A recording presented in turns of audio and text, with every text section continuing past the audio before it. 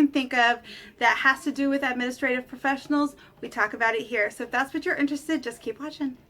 Oh, and don't forget to hit the subscribe button. All right, y'all. So today I am going to answer a couple questions, and these were questions that were sent to me, so I'm going to put the answers out there today. All right. So this first one is from Lisa B. All right. So Lisa's question is, how do you successfully work with multiple executives and not lose your mind? Okay. All right, Lisa, I have been there. Oh my gosh, trust me, have I been there.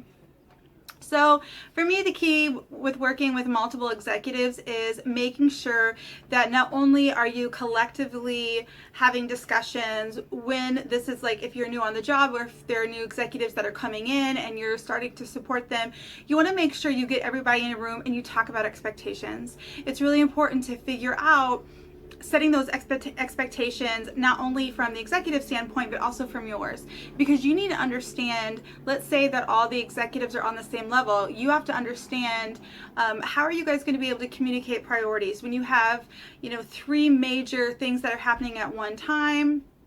What's the expectations on your end? How do they expect you to manage that? And then on the same end, for you, you need to make sure that you're communicating your expectations and how you are needing to receive information. Make sure that you guys are talking about utilizing tools that are collaborative, that you're automating some things. So make sure that that conversation is happening collectively, and also make sure that you are spending time with each one of those executives. And again, if you watched me for any amount of time, you know that my happy hour is 1 hour a week. I think it's really important that you spend that time strategically with each executive to make sure that you're not just talking about what's happening right now and today, but you're talking about what's happening strategically going forward. So yes, I have been there and I know what it's like supporting 3+ executives, and also, you know, you have your teams coming for you. So my big suggestion there is make sure that you're having time with everyone and that you're setting the expectations ahead of time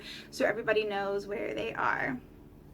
All right, so question number 2 is from Adrian C. So Adrian asks, how do you handle meeting management when you don't own the meeting? Okay, so this is a big question that we all are having to manage meetings that are on our executive's calendar. We don't always own them. A lot of times somebody else will own them, and maybe we're creating the meeting because our executive is at the highest level, or, you know, whatever it is.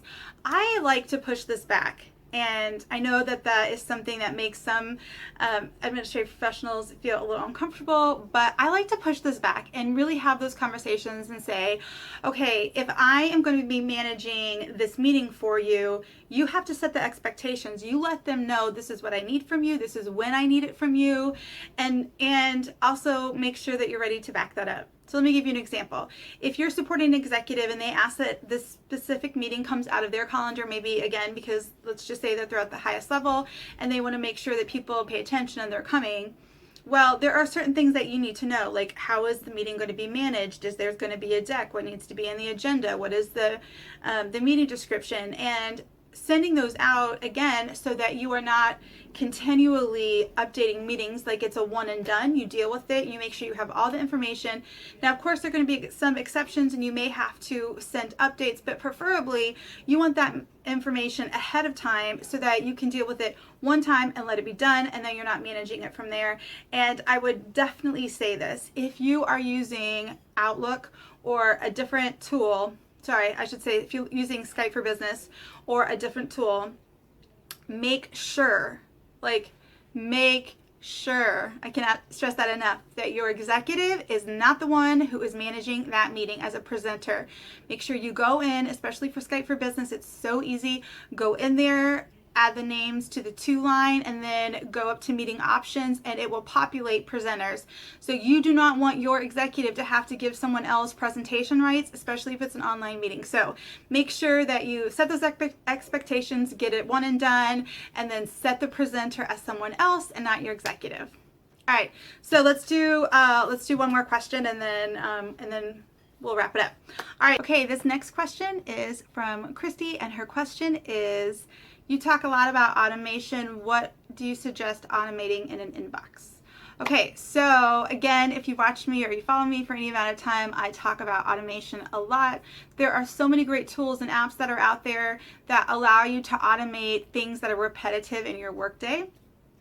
And when we're talking about our inbox, I have a couple things that I think are absolutely critical to automating your inbox. One are rules, two is quick steps, and my third is quick parts.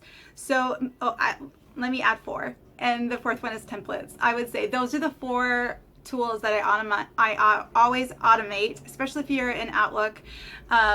If you're using a different tool, maybe I'll do a video on some of those, but let me focus in on automation in Outlook.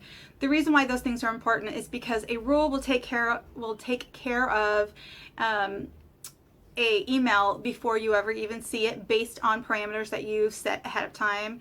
A quick step will take care of it after you've read it, and then you assign whatever that quick step is that you have created.